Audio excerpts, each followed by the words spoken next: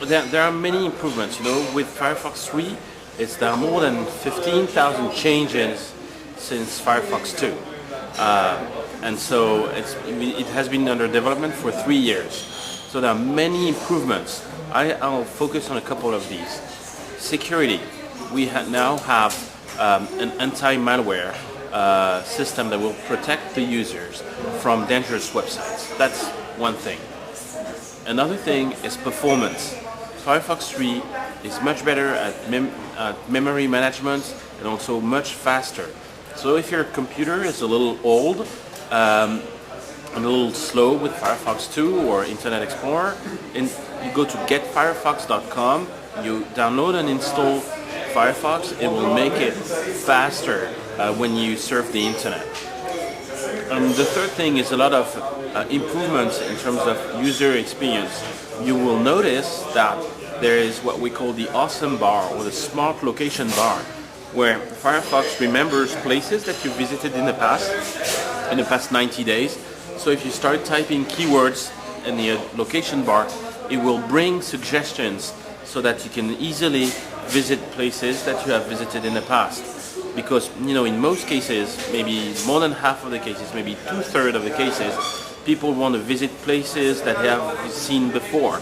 So it makes your browsing much nicer and much more efficient. You can easily find places you visited before. So what do you think Firefox is so popular here in Slovenia? Well, people in Slovenia are smart. They have good taste. This is the reason why. There are maybe other reasons. Firefox is available in your local language because it's open source and because we include communities in the development. And so having a product like a web browser that you use on a daily basis on your local language certainly is very important for many people in Slovenia. So last week it was also download release, so it was also you tried to get a Guinness record in downloading browser. There is no such record yet. So I think we're confident in saying that we will win because there was no existing record. But we had set our own goals because with Firefox 2 we downloaded 1.6 million copies of Firefox on the first day. So we wanted to beat this 1.6 million copies, and so far all the numbers we had is around 8.3 million downloads. So it's you did beat it, huh? Yeah, very very easily actually. Skupnost je nastala pred 6-7 leti po mojem, ko smo se lotili prevajanja Mozille, ki še ni bila prevedena, očitno. Takrat smo v bistvu pri projektu sodelovali trije, smo si razdelili delo, vsak prevedel svoj del.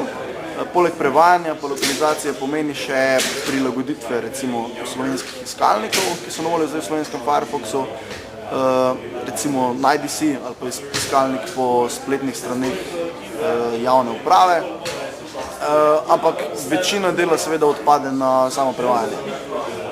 Potem smo prevedli prvi Firefox, drugi Firefox in zdaj smo pri tretjem. In koliko si pa zdaj že v ekipe? Zdaj smo pa dva. Kako dolgo je trajalo, ko ste tale Firefox trojko zdaj prevedli? Približno 2/3 trojke sta bile že prevedeni, ker so nizi ostali isti kot v ostalih različicah. To pomeni, da je bilo potrebno prevesti nekaj čez 2000 nizov, to pomeni približno 15.000 besed. Večino tehničnega dela je izvedel Brian King, to je Irc, ki živi v Sloveniji in je znan razvijalec razširitev za Firefox. Kar se tiče prevajanja samega, pa sem večino dela opravil sam in je, mislim, da trajalo vse skupaj približno en teden resnega dela, da smo večino prevedli. Zakaj se ti pa zdi pomembno, ko si namestimo Firefox ravno na svoj browser, pa kako to res, da je toliko slovenskih userjev? Mislim, Slovenija je največ uporabnikov, Slovenija in Finska v bistvu sta tisti dve, ki sta vrh Evrope v uporabnikih Mozilla Firefoxa. Prednosti Firefoxa bi lahko zelo dolgo našteval. Prva je ta, da je bistveno bolj varen od Internet Explorerja, ki je najbolj razširjen brskalnik. druga pa seveda ta, da je bistveno bolj udoben za brskanje. To pomeni, da ima določene zmogljivosti, ki jih Explorer nima, pa jih verjetno tudi nikoli ne bo imel. Zakaj je v Sloveniji tako velik delež, je malce težje vprašanje. Razlog za to je mogoče v tem, da je Slovenija majhna in je to v bistvu njena prednost. Namreč v Sloveniji za tehnično podporo domačim uporabnikom računalnikov skrbijo lokalni računalniški guruji. Nimamo nekih podjetij, ki bi se množično ukvarjala s podporo domačim uporabnikom. So podjetja že.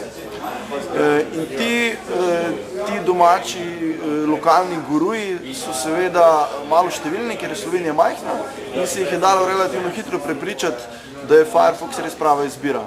In da bi v bistvu imeli manj dela, se pravi, da bi čim bolj redko servisirali računalnike svojim kolegom, so pač poskrbeli za to, da so jim namestili varnejši brskalnik, ki pač pomeni toliko manj okvar. Danes se v Kiberpipi dogaja dogodek na evropskem nivoju za čast Splavitve Firefoxa 3. Organiziramo ga Kiberpipa in Društvo študentov informatike v sodelovanju z Mozillo in številnimi sponzorji, brez njih nam ne bi uspeli. Kaj se bo pa kaj danes vse dogajalo? Danes bomo ob 3 štartali z predavanjem. Dve predavanji bosta dala tuja gosta iz Mozille Europe.